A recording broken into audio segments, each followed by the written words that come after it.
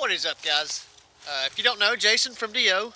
For you guys that have watched, I don't really need an introduction, but again, we are back today going to take down the tree stands over here at the Tennessee location. I have an idea for next year on how I want to do this. Actually, this setup right here, I don't know if you can see it too well. It's kind of buried right in here.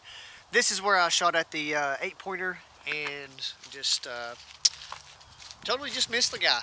Went right over him. So I have an idea for this one on where I want to put it. I think once we get done here, I have this one and I have the one over here in the woods, the wood line. I got to get out. I could kind of go ahead and build my blind end as well. Sorry for the wind noise, guys. It's like 64 degrees right now, but it is very windy. So I've got a couple ideas, but I wanted to bring you guys another video just besides hunting in general. So maybe I can get a little footage of taking down the tree stands, maybe go do a little shed hunt and kind of work on my blind setup for this year, build it in more, brushed in more, make it look a lot better. So let's go. Disclaimer, I will have to probably unhook at one point, so just a FYI for you guys. Oh, the habits of my heart, I can't say no. It's ripping me apart. You get too close, you make it hard to let you go.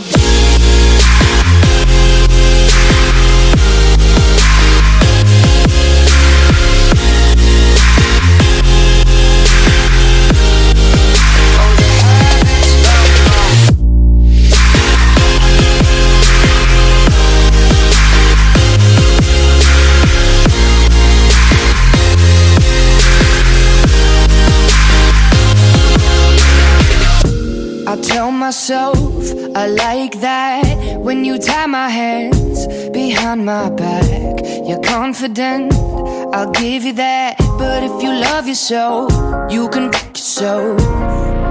Cause I'd rather be alone. But you fermented in my bones. Oh, the habits of my heart, I can't say no. It's ripping me apart. You get to... And one tree stand down. So the reason why I hunted on this like tree line right over here was, if you can see if I can find one. Acorns.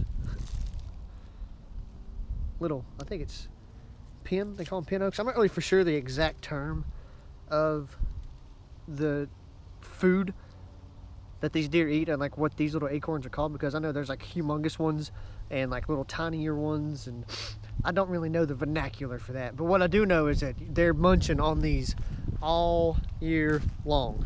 Oh, there's my little, I guess that's trash. So this is one reason why I hunted over here, and I actually set a salt block over here last year, and you can tell, I mean, they are just digging. Let me get a better view here. There's still deer prints in them. You can tell they've been digging right through here. Kind of see it right there. A lot of foot traffic over here. So this is definitely a good food source over here. I want to stay over here on this side. The wind is going to be my biggest problem. I think what I'm going to do next year is actually come over to this corner over here and try to hit one of these trees up.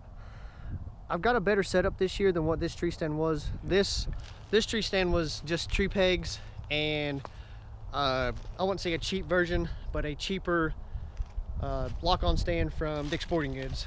Something quick that I could just throw up.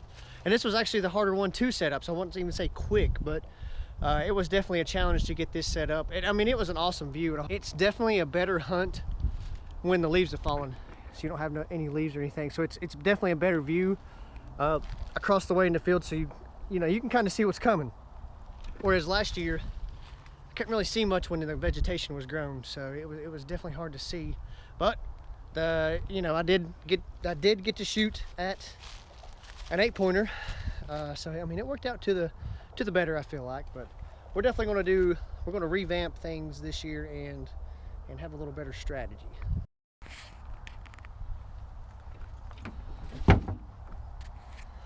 One down, let's go get the other one. Also, too, guys, I don't mind the mess over here. I also have these Wildgame innovation blocks that I'm going, gosh, you can't see because of the glare, but there we go. Acorn Rage Block Party. I don't know if that's upside down, but anyways, what I'm going to do is, so I actually set my blind up over here, and what I'm going to do is there's some brush that I could actually brush this in real good, some cut down limbs and whatnot. So for this year I'm going to like be incognito for the most part, because last year you could just see the blind just kind of sitting right here like a little square. It was kind of obvious in a sense, but I did throw out another salt block over here, and you can see they've really dug it up.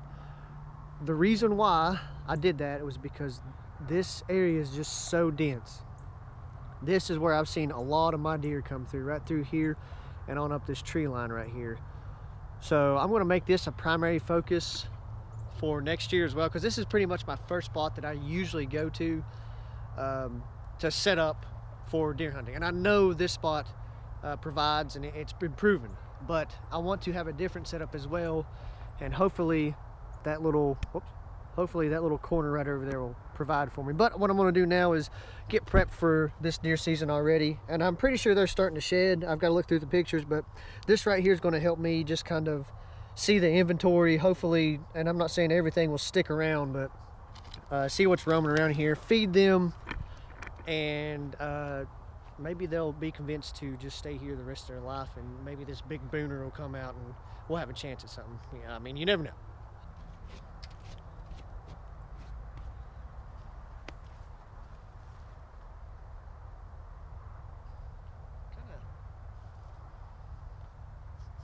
Kind of smells like hay. Remember when I was a kid, like throwing hay bales.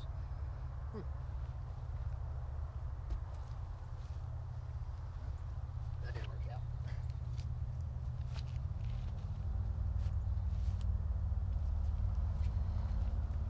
Okay, so let's see how well this works. Again, it's just in my regular spot that I usually put everything down anyways. This freaking harness is rubbing me. I forgot guys, that I had put a little tripod stool out here when I was just kind of last minute ditch effort trying to hunt in these this little brush right here. So I'm trying to get my exercise in right now, just kind of looking around too. Maybe I can find some antlers in the meantime, but here's what I was talking about. Oh gosh almighty. Oh, looky there, there's my little camera stand. All right, let's get the heck out of here. All right, one more block to drop. Now this area that I'm going to was what I call the pond area, and before this little concave piece of land was actually a pond at one point, and I mean obviously now it's dried up, but these deer use this little section of the woods from one property to another. So there's a pretty hard cut path through here. I don't know if you can really tell on the GoPro, but there's a pretty good rub as well. So I know this is a hot area for deer to travel through, and this is the opportunity that I'm going to do this year is actually try and use this pine tree. I don't know if you guys can see that too well, but that big old pine tree, I'm going to try to use that to my advantage this year, and hopefully stick one in this area. But this is a well-traveled path, and hopefully, just hopefully, we'll get a deer. Second block is drop. See it? So I want you guys to comment how well these blocks actually work, because this is like pretty much the first time I've ever really used these. So I'm not even for sure. I mean, obviously they work or they wouldn't make it, but I'm not even for sure if these deer will take to that. You know what I mean? It's a learning experience every time, and by all means, I'm not the biggest, baddest, greatest hunter of all time. I learn. This is only my third full year of bow hunting, so I'm definitely an amateur, guys. Definitely an amateur. I need your help. I need your help with this on info on prepping, getting prepared, things I could do to better myself, along with preparation for the new deer season. So please, guys, leave me a comment. Let me know what you think. If I'm doing something wrong, please tell me, please, because I'm ignorant to this, very ignorant. Oh, the habits of my heart, I can't say no.